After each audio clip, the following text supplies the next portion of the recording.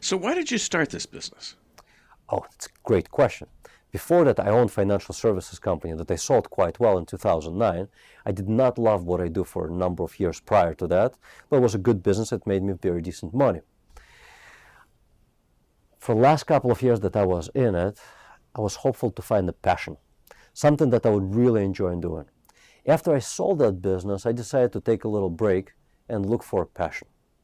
A few months later, me and a friend of mine who's a doctor were sitting at my backyard talking about his medical practice.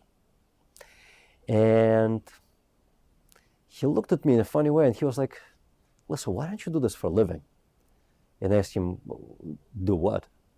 And he said, what you've done for me for the last 4 or 5 years. And I asked him, what is that?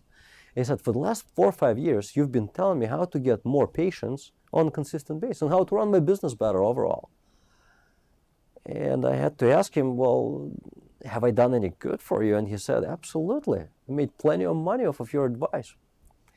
That night I picked up the phone and called everyone I knew that owned small business, and I asked them if I ever talked to them about their business, and they said only all of the time. And I said, well, have I done any good by you? And everyone said, absolutely.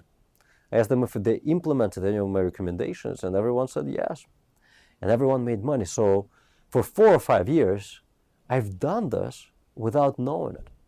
That day I found my passion, and I've never looked back since. I love it. I wake up to do this. I wake up really early to do this. I'm up between 4 and 5 a.m. every morning.